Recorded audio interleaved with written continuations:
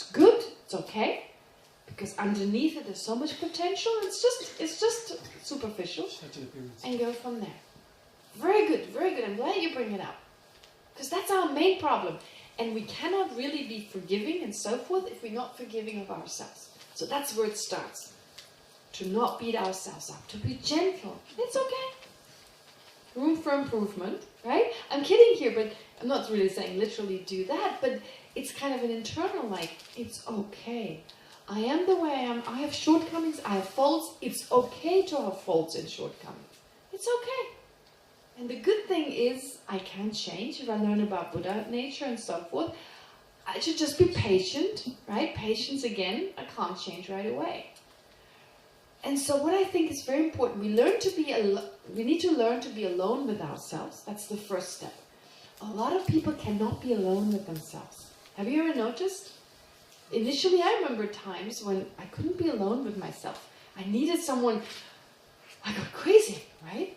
So, first of all, to learn to be alone with ourselves, to be happy with ourselves, to be happy with this mind, to just observe the mind, observe a body and mind, and be fine with it, number one. So it's an acceptance of who we are. So important. So important. It's fine. It's fine the way it is. Because it's just my mind telling me it's not fine. It just is. Good, bad, etc. It's just my mind creating it. It just is. Just accept it. And the next step is to then, be alone with yourself and then be accepting. And then start looking at the things I want to change. Recognize them, okay. Don't judge them. Just look and say, okay, so I can change that. I would like to change it. What are the causes and conditions? So this gentleness is so important with yourself. And in the West, we're so terrible about beating ourselves up. And it's the culture we come from. More than anything, because Tibetans really don't have it. Tibetans are notorious about not having it. Like, they don't even know what you're talking about if you talk about self-hatred. They don't have a word for it. There's this famous story, many of you heard me say it many times, when the Dalai Lama was introduced to self-hatred, they had to stop the conference because his homies had no idea what that meant. Self-hatred. What? Hatred, I know. Self, I know. Hating yourself? What are you talking about? So it was not a concept. It's not a concept Tibetans have. So this is something more Western culture, where the self and work hard and be better and be perfect. We're conditioned, and that's totally impossible. No one can be perfect. Not even the Buddha is perfect. In which sense? Very good question. In which sense? He cannot remove our suffering. He's limited. He's not omnipotent. He's omnipotent. He's not call you that. He is Kol Yodea. He's not Kol Yachol. Kol Yachol.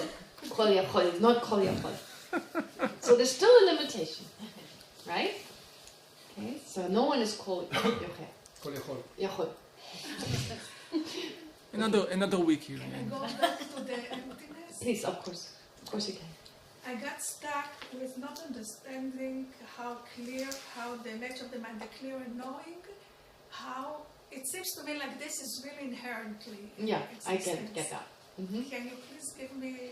Yeah, this is the difficulty, because we think this is a very natural process, and this is what is explained actually towards the end of it. It's not that obvious in here, but this is what comes later on. That this is part of the process now. Once we realize emptiness, we have a sense that, yes, this lacks inherent existence. My anger lacks inherent existence. The things I don't want, they lack inherent existence. The things that are less important, external objects, they lack inherent existence. But now suddenly the things that I pay more attention to, my clear mind, the subtle clear light mind, all those become more real. Because they're more important, we feel they become more real. So, but the same analysis again needs to be applied. What is the mind? What makes the mind the mind? This clarity, is that merely imputed on the basis of something other than itself? Because when you think about it, when I give something the name, clarity, microphone, walking, I'm giving the name to something other than itself. It's not itself. So the clarity is just moments of perception. So none of those moments is the perceptions. So there are these moments that in a continuum, they can become awareness. It's just moments in time. Each moment does not clearly perceive anything.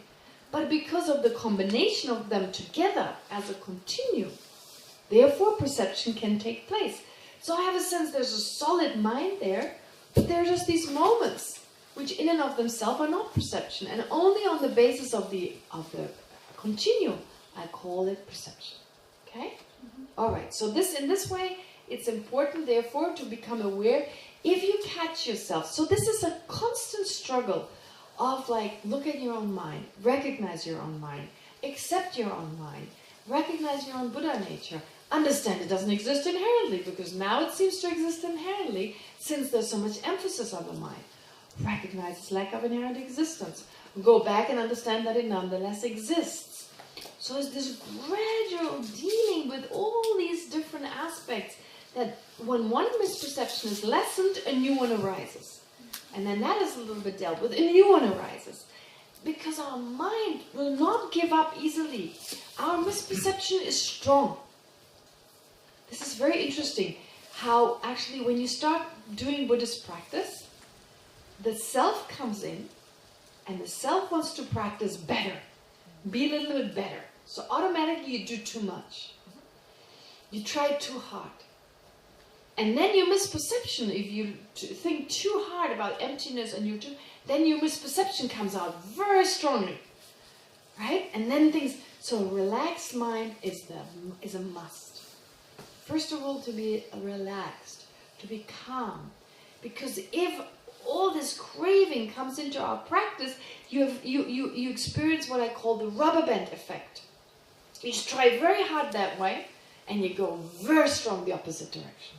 Like a rubber band, right? You stretch something too far, you have an opposite effect. So it's just as it's true in physics, in certain physical situation, physics or physical situation, it's true for our mind too.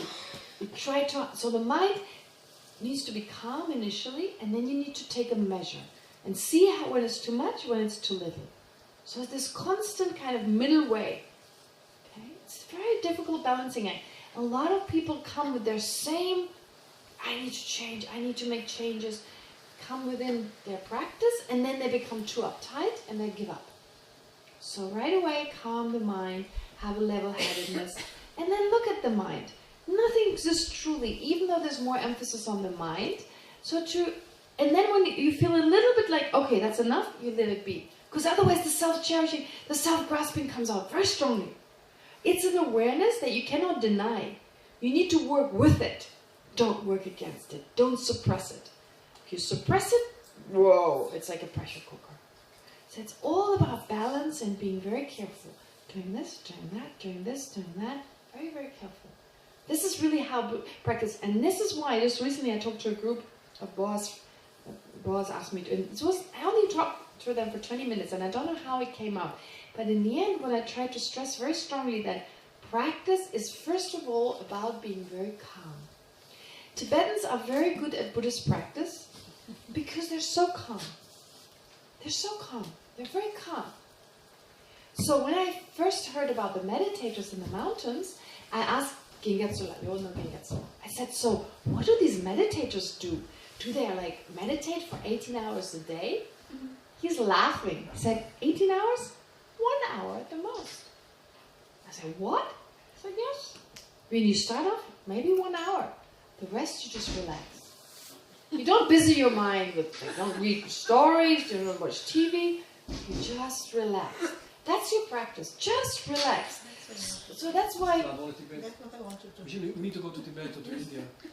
Yeah, but don't take your iPhone or whatever with you. Right? No, this we have to take. But we have to take the mind. We take taking the mind, that's enough. That's enough entertainment, really. If you look at your own mind. So what there's this amazing misunderstanding. Some of the greatest meditators, the actual formal meditation may just be an hour or two. When you start off, and start off means the first 10, 20 years. That's starting off. I mean, it's like something that takes lifetime. So 10, 20 years is nothing. So for the first whatever years, I'm kidding. I mean, everyone is different. But you initially start off with just doing nothing. Not being, because the mind is distracted. We try to distract the mind, doing this, doing that. So you never get to watch it. So what you do is you stay calm, you watch your mind, it's mindfulness of just what's going on. Calm the mind. Allow for the afflictions. Allow for everything to just calm down. I'm not saying every meditator does that, but many of those who dedicated their life, so if you do a four-week retreat and that's all you have, you're not sitting, 1 hour. You do actually 4 sessions and stuff. So you do actually do hours of meditation. But if you dedicate your life to like, let's say 30 years of your life, you initially just start off with just watching the mind. You don't need to do that much because we do things all the time. That's why we're so confused. So you learn to be very calm, accepting whatever happens is fine. There's noise, fine. You're upset, fine. It's just part of it's your ground of, it's your laboratory. Your mind is your own laboratory. And whatever arises is fine. So instead of going, oh, I'm angry, I shouldn't be angry. I'm angry. And you watch your anger, and the moment you watch your anger goes away. But there's this acceptance. Because if you don't accept, you start obsessing. You just accept it. Oh, interesting, anger's there. Let's watch it. And then it goes away.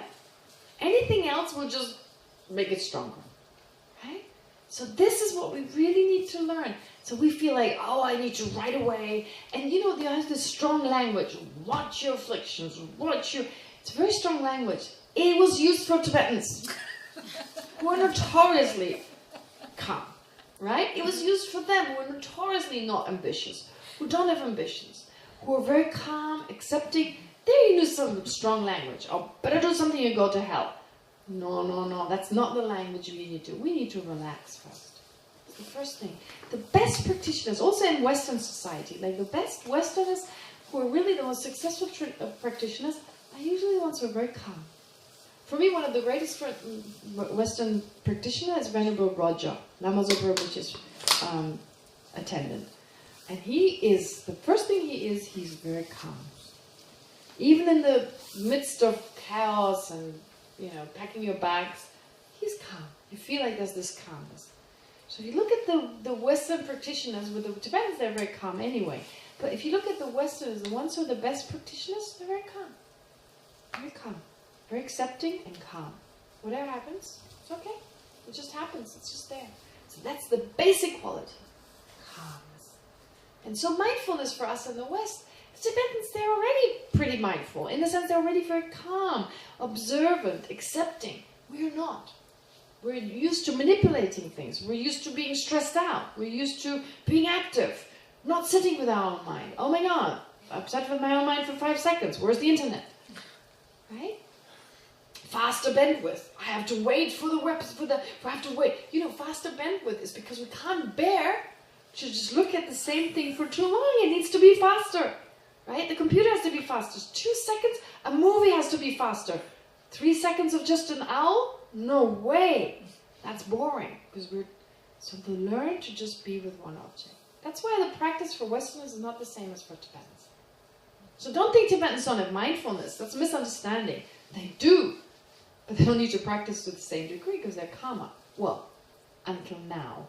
But things are changing in Tibetan society. Very much so. Okay, can I still wait? Sorry, I'm sorry for it. This is the second time I'm telling you. Okay, but let me just, please allow me a little bit to go further. I'm the one who's chatty. I have to only blame myself.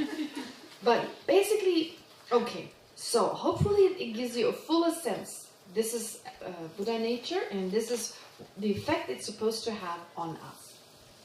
Now, therefore, going back to the Chitta Mantra school, and this won't take long. So, going back to the Chitta Mantra school, the Chitta Mantra school of saying that evolving Buddha nature is this, and naturally abiding Buddha nature is that, it is accepted to be Buddha nature, but it's only nominal naturally abiding Buddha nature. That is, you can call it that, but it's actually evolving Buddha nature.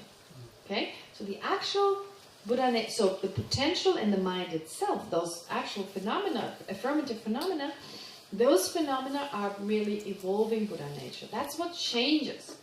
Whereas the emptiness is that which makes that change possible. So that's called naturally abiding Buddha nature. Okay, so it's just saying on the next page, it's just talking about that. It's talking about the fact that naturally abiding Buddha nature is just the name we give. We can call it, what the Chitta Matra call Buddha nature, the naturally abiding, the seeds that are not yet nourished, is actually in the Madhyamika school. Not naturally abiding, but evolving Buddha nature. Okay, so that's okay, that's enough. Page? Pardon? That's page 34. And then page 35, it talks about the idea that naturally abiding Buddha nature, that is the lack of inherent existence of the mind, that is actually the support of the mind. It's the support of the mind in the sense it's the underlying nature of it without which the mind couldn't change. So in a way it's a support.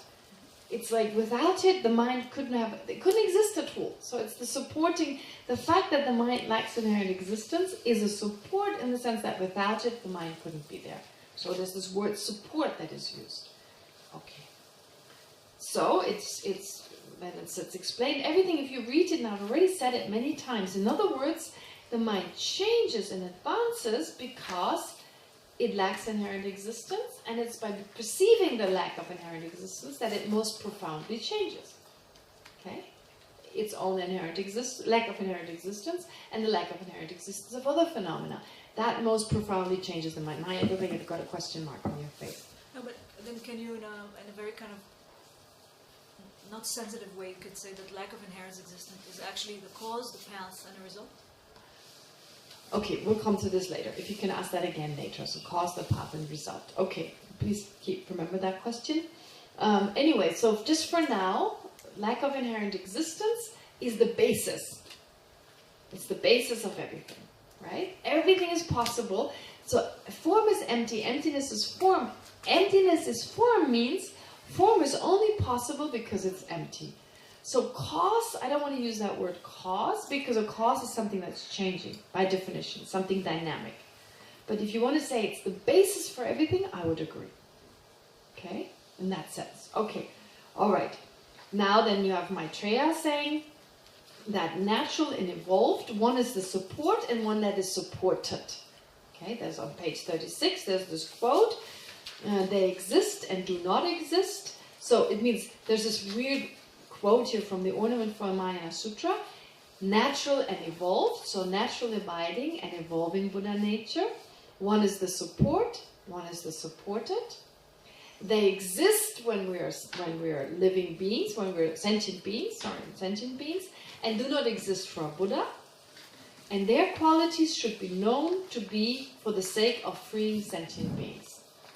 Okay, so it's basically just saying, again, summarizing what I just said, that the emptiness of the mind is the support of the mind, and mind is that which is supported, and this nature exists only as long as this Buddha nature only exists as long as we're not fully enlightened.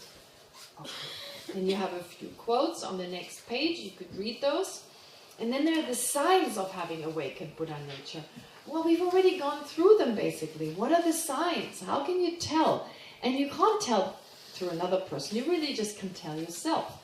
So if, for instance, great compassion, if you have great compassion, that is the sign of having awakened Buddha nature. The sign would also be like usually they say like you have great endurance, you're very dedicated towards the practice, and basically you hear about the Mahayana and you have physical reactions, you're so touched by it. Now those are not incontrovertible signs, right? I mean, it's very difficult to have a clear sign. This much you have Buddha, you have awakened your Buddha nature, this one not. So in terms of great compassion, that is the best. If you have great compassion, if you know now your focus is on all sentient beings, you've definitely awakened your Buddha nature. But how do you recognize your own compassion? That's a whole different matter. So sometimes you need a Lama who tells you, right? But the more advanced we are, the better we are able at recognizing. So the signs really are that. So that's what we're most interested in. For a hearer or for solitary realizers, the signs are different ones. I mean, they don't have great compassion, but they still, they give up, they have renunciation, they generate renunciation for samsara. So, but renunciation, the wish to be free from samsara, which is described as renunciation, that is just, that actual mind arises the moment you enter the hero path. It marks you entering the Hinayana path. But then you have these stages before that, like non-spontaneous renunciation. Like, renunciation is actually the mind that arises spontaneous, without making any effort, it's there. That is true renunciation. But before it can arise spontaneously, you have to make it arise. So when you make that mind arise, and it actually arises with a certain strength, that could be a sign of having hero nature, having awakened your hero nature, right? Your hero nature, as in like your Buddha nature, which is now taking you towards first the result of being a hero. Does that make sense? So you have the explanation of hero nature, solitude, realizer nature, and Mahayana nature as before. So if you understood it before, you understand it now.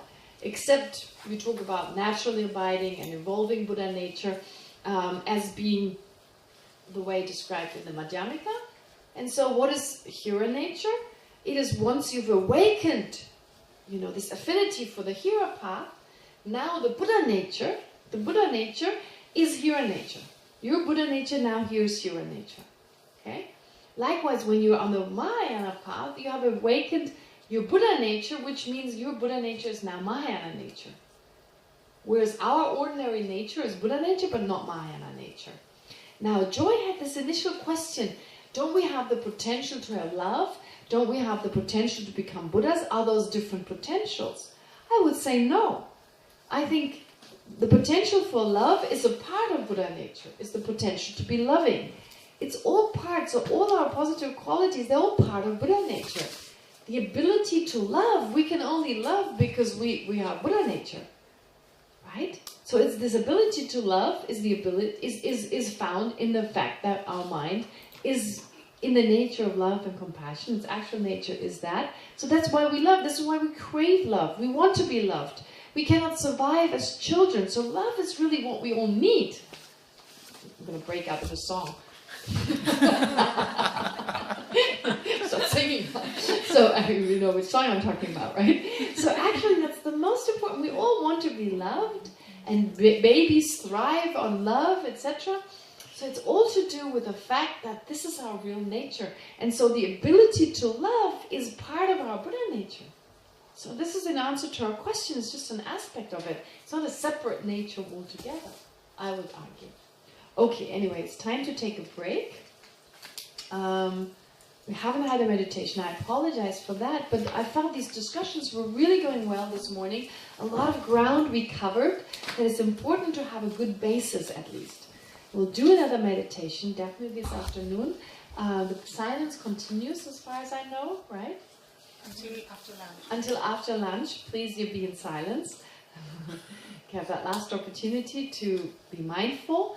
And now again, of course, having focus on the mind and its emptiness, well, what you could do in the lunch break, since you won't be disrupted by talking, watch your own mind and see whether the mind appears inherently and whether you can get a sense that it lacks inherent existence in the same way as everything else. But initially you start off with just watch your own mind, and the moment there's a sense it's truly there, check.